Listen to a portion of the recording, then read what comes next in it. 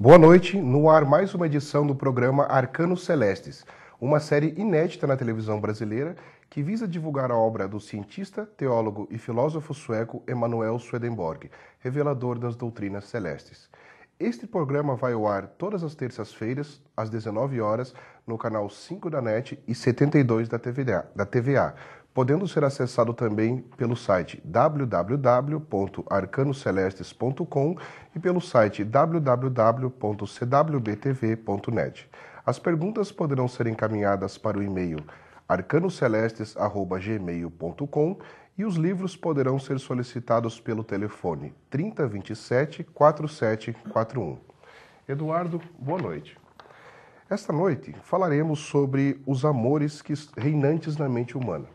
Os escritos falam, Eduardo, que o amor é a vida e a essência do homem. Eu queria que você, para nós começarmos, pudesse falar por que Swedenborg, ou melhor, a revelação dá essa definição do que é o amor.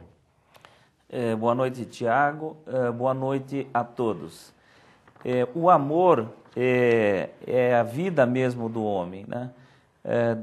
Num certo sentido, é ele que comanda todas as vontades, todas as afeições que estão na vida do homem, né?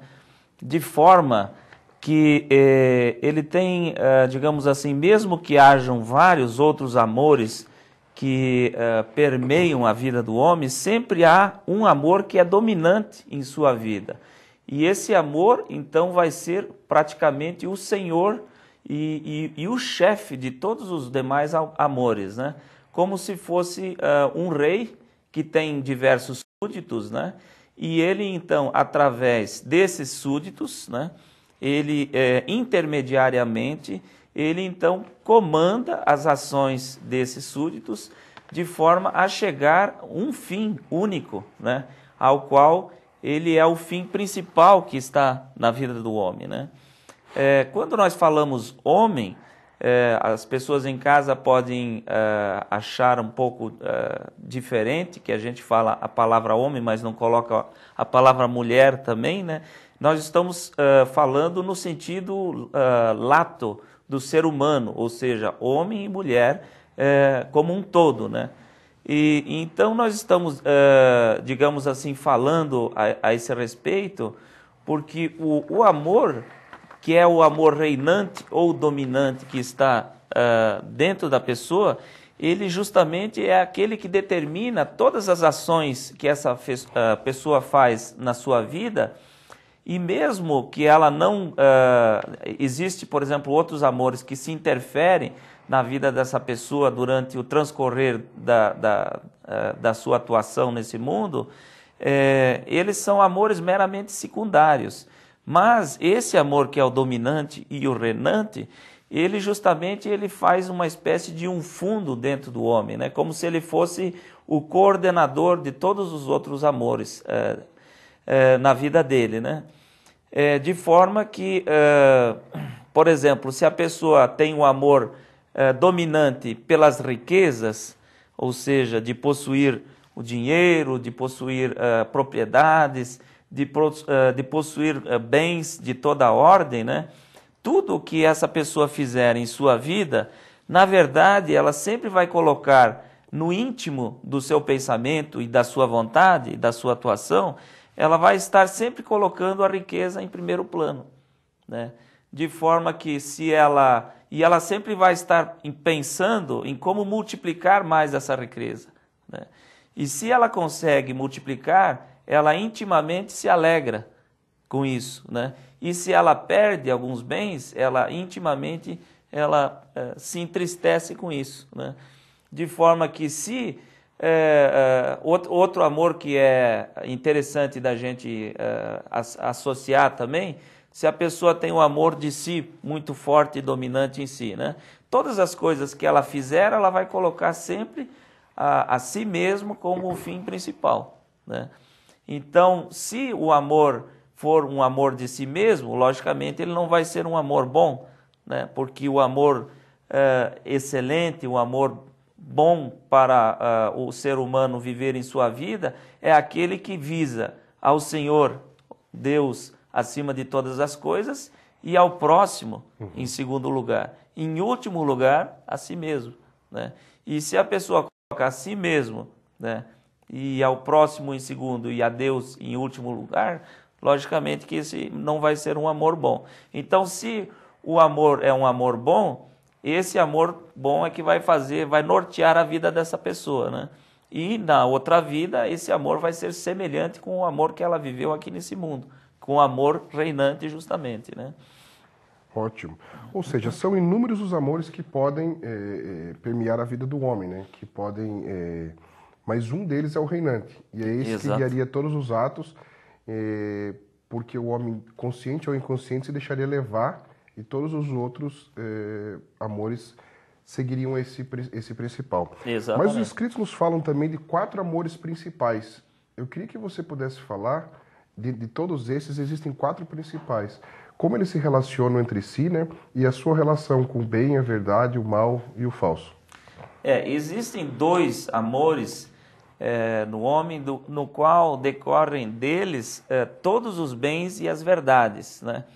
E existe também os seus 2 opostos, que são os amores, aliás, que decorrem dele todos os males e as falsidades. Como eu já havia falado antes, o amor para com o Senhor e para com o próximo é o que faz, digamos assim, deste amor, desses 2 amores, decorrem todos os bens, todas as verdades, toda a vontade, todo o entendimento no sentido correto, né, da sabedoria e do amor que vem para o homem, né? E da mesma forma, opostamente a esses 2 amores, existe o amor de si e o amor do mundo. Do amor de si decorre todos os males, né, que vêm para o homem, né, e que surgem dele mesmo, né? E do amor do mundo decorrem todas as falsidades, né, que ele usa em sua vida. De forma que esses 2 amores, eles estão intimamente em oposição, né?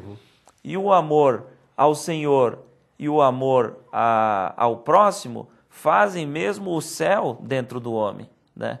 Constrói uma vida de harmonia, uma vida de sabedoria e uma vida de vontade e de entendimento dentro da ordem divina, né? De forma que o homem espiritual então, digamos assim, edificado dentro da pessoa humana, né?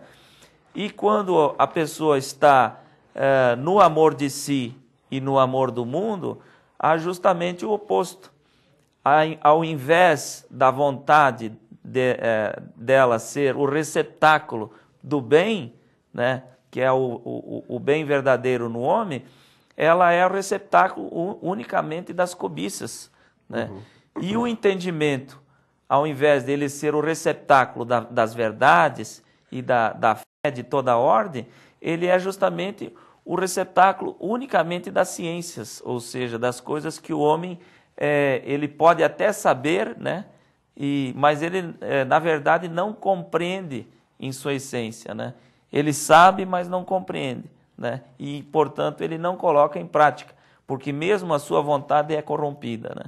De forma que esses 4 amores permeiam, digamos assim, dentro da vida do amor dominante do homem, permeiam as indicações do caminho que o homem vai seguir em sua vida. Se ele vai amar o bem e a verdade, né? Se ele vai ter afeto pelo entendimento e pela vontade, né? Ou se ele vai amar o mal e a falsidade, né? E, consequentemente, as cobiças e simplesmente as ciências, tornando-se um homem meramente natural, né? Fechando os internos da sua mente e do seu espiritual, né? Para que as emanações celestes possam entrar dentro dele, né? E tornando-se um homem meramente natural e sensual, né? De acordo com o grau, né? A quantidade de amor de si e do mundo que estiver nele, né? Perfeito. Cabe lembrar que você falou agora sobre receptáculo. Tem uma passagem muito bonita dos Escritos que ela fala que o Senhor quer sempre estar com o homem, quer sempre entrar nele, né? Mas cabe ao homem aplainar o caminho. Eu gosto muito dessa parte, né? que ele fala que depende do homem preparar o caminho. Não que o Senhor não pudesse fazer sem a intervenção do homem, mas que cabe ao homem aplanar esse caminho. Você falou sobre o amor de si. Hoje em dia no mundo, nós vemos pelas revistas, pelas publicações, pelos programas, que criou-se uma ideia muito errada sobre o que é o amor de si. Se tornou essa autopreservação, principalmente do corpo, essa vaidade exacerbada. Eu queria que você falasse isso um pouco sobre a luz das doutrinas. O que nós entendemos por amor de si, né? O amor de si é o amor mais pernicioso que há na vida do homem, né? De forma que ele, tudo que a pessoa faz e tudo que ela se relaciona com a sociedade, com o seu semelhante, com os cidadãos, com a pátria, com a igreja, né? Ele sempre tem uma finalidade em si mesmo, né? Ou seja, e se ele tiver que fazer algum bem para a pátria, para a sociedade, para o homem em geral, né? Para os seus concidadãos, ele não fará esse bem se ele não tiver uma contrapartida através da honra, do lucro, da glória, né? Digamos assim, algum benefício de recompensa ele tem que ter. E se ele vê que não há esse benefício, ele fala intimamente em seu coração, e o que eu vou ganhar com isso? Né? Qual vai ser a vantagem que eu vou ter fazendo isso? E então ele não faz, né? Se não houver essa vantagem, né? Ou seja, tudo que ele faz, sempre haverá, digamos assim, o pensamento em si mesmo. Ou também nos seus, sejam seus filhos, seus parentes, ou aqueles que fazem uma unidade com ele. Ou seja, que comungam dos mesmos ideais, né? dos mesmos pensamentos, né? E também, principalmente, aqueles que os honram, né? Que lhe trazem, digamos assim, lhe prestam algum tipo de homenagem, de honra, né? Então, a esses ele considera como sendo seus. E se houver pessoas que não se coadunam com esse pensamento, que não o consideram com essas honrarias e que não os têm em simpatia, ele muitas vezes vai ter em ódio, né?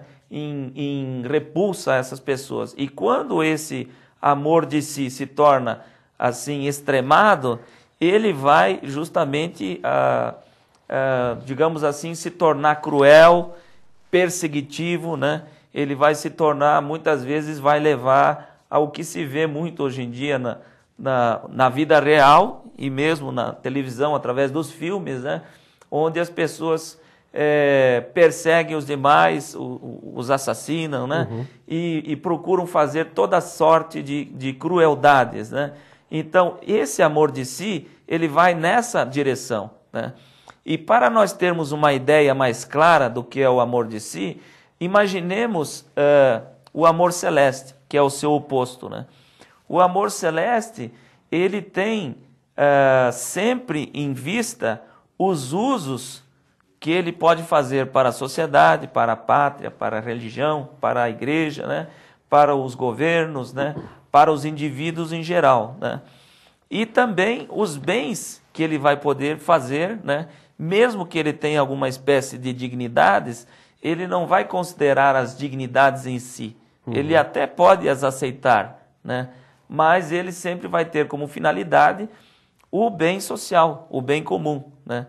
Não foi isso que motivou ele a agir, Isso, né? Exatamente. E aí quando a gente vê uma pessoa assim, a gente imediatamente consegue entender o seu oposto, que é justamente aquela pessoa que faz qualquer coisa que ela faz, ela visa simplesmente a si mesma, né? E ela não considera o próximo, ou considera somente quando ele tiver algum benefício, né, próprio. E essas pessoas, a gente também pode enquadrá-las, né, quando a gente vê que as leis, por exemplo, sociais, não conseguem detê-las em seus objetivos, como é no caso, por exemplo, de um governante que é déspota, né? Ou seja, uma pessoa que usa de todos, tem o poder na sua mão e pode fazer o que ele quiser, né? sem que as leis ou cerceiem a sua vontade, né? E o seu pensamento. E isso acontece com os grandes ditadores, né? Como a gente já falou num programa anterior também, né? Ou seja, esse tipo de amor, ele se torna terrível, porque ele pode assolapar uma nação inteira, né? E mesmo dominar outras nações, porque há esse amor tão forte de si mesmo, né? E quando esse amor de si é atuado, por exemplo, acontece num sacerdote ou numa pessoa da igreja, ele vai além e quer dominar, inclusive, sobre o mundo espiritual e mais ainda até acima do próprio Deus, né? E aí a gente vê essas, digamos assim, atuações de pessoas que não têm um entendimento disso e agem simplesmente persuasivamente para enganar os seus semelhantes, né? Digamos assim, desconsiderando até mesmo a pessoa do Senhor, né? Então, esse amor de si é um dos mais perniciosos que existem, né? Sem dúvida, pelas inúmeras razões que você trouxe, se não vou dizer um dos mais, mas o mais pernicioso, porque ele se ramifica, como os escritos falam, em vários outros amores. Mas para fechar pelo menos esses dois amores inferiores, dos 4 principais que nós falamos, queria que você falasse um pouco do amor do mundo, da gravidade dele, porém nós sabemos que trata-se do amor pernicioso, mas não tão mal quanto o amor de si, né? Você poderia falar um pouco sobre o amor do mundo? Exatamente. O amor do mundo é o amor que a pessoa tem em obter as riquezas, os bens do seu semelhante, né? De forma que ele... e também a possibilidade que ele dá de que essa ganância, essa cobiça que ele tem, o afaste da possibilidade do desenvolvimento espiritual e da criação, o desenvolvimento do céu em si, né? De forma que ele é um amor pernicioso, mas ele não chega a ser tão pernicioso como o amor de si. O grau dele de maldade dele não é tão grande como o amor de si, né? Em função de que a pessoa, quando obtém esses bens, né, ela acaba fazendo alguma coisa boa, né? No sentido de que, boa vamos colocar entre aspas, né? Porque não é um amor bom também, mas ele é um amor menos pernicioso, né? Então, por exemplo, a pessoa que está no amor do mundo, ela tem a cobiça de possuir os bens dos outros e age muitas vezes de uma forma muito errada, no sentido de desfazer dos bens dos outros, né? Ou seja, de não dar valor, o devido valor que o bem do seu próximo vale, né? E se ele não tiver, digamos assim, nenhum cerceamento da sua vontade, ele chega mesmo a espoliar, né? E a se apropriar de bens indevidamente, né? De forma que esse amor é o amor principal, é o amor das riquezas, né? Para se atingir as honras, né? Ou vice-versa, o amor das honras e das dignidades para se conseguir as riquezas, né? Ou então o amor das riquezas para se fazer diferentes usos que lhe dão prazeres, né? Ou então riquezas, né? O amor de ter as riquezas simplesmente porque são riquezas, né? Que é o amor dos avarentos, né? Ou seja, que não leva em consideração o próximo, né? Ele leva em consideração apenas a si mesmo, né? Mas, só para concluir, né? Ele é um amor oposto também, né? Ao amor ao Senhor e ao amor ao próximo, mas é um amor num grau digamos assim, um pouco menor do que o amor de si, né? Uhum. Ou seja, recapitulando, o amor de si e do mundo seriam, digamos, os 2 ramos ruins dos 4 principais amores. Exatamente. Né? Lembrando que dos escritos também se tira que do amor de si e do mundo leva o homem, além de desespero, tudo leva o homem a um medo muito grande, que é o medo da própria morte. Nós estamos falando com isso que o homem deve desejar se matar ou acabar com a sua vida. Mas é uma vida muito ingrata, muito indigna, né? Quando o homem passa a sua vida toda pensando no dia que tem que deixar esse corpo. Porque aquele que tem um grande amor de si e um grande amor do mundo, ele não vê uma outra vida. Ele não, como os escritos nos trazem de maneira tão bela, ele vê apenas o que ele vive aqui. A vida deste mundo. E ele junta todos os esforços e tudo que ele tem para manter isso, né? Para manter o que ele vive aqui. Isso a qualquer custo, né? Muitas vezes passando por cima de outras pessoas. Para finalizarmos as perguntas de hoje, Eduardo, eu ainda queria falar um pouco sobre a obra e se der tempo, sobre o próprio autor. Os escritos falam, como toda doutrina, os escritos têm como é que pode dizer, um vocabulário muito particular, um vocabulário característico que nós, estudantes de Swedenborg, uma vez que ouvimos determinadas palavras, sabemos que se trata da revelação, né? Ele fala de 2 gêneros de dominação. Isso é algo que pode causar muita confusão. Se pudesse aclarar bem rapidamente que ele fala sobre uma dominação em relação ao próximo e uma dominação do amor de si. Qual a diferença entre eles, né? O gênero de dominação. Exatamente. A dominação que o homem exerce em função ou visando o próximo, né, é uma dominação boa, porque é uma dominação necessária, né? Muitas vezes você tem um líder, né, ou um chefe, ou um político, um bom político, por exemplo, né, ou um bom sacerdote, ou um bom empresário, né, um bom burguês, né? Essas pessoas, de uma certa forma, elas têm que exercer uma espécie de dominação, porque elas tomam decisões, e essas decisões, ela tem que sempre essas decisões vão ter que ficar na mão de algumas pessoas, né? De forma que essa pessoa exerce um tipo de dominação, mas ele não, como eu já havia falado antes, ela não visa a si mesmo e não visa as honrarias do mundo e não visa as dignidades para si e para os seus.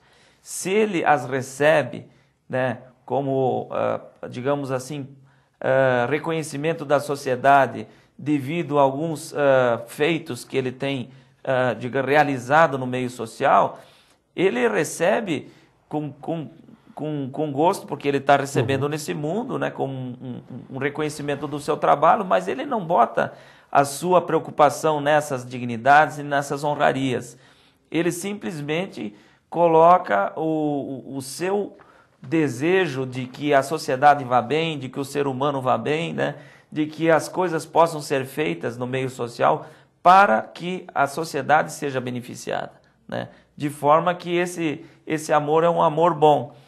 Agora, ao contrário, é o que a gente viu antes, né?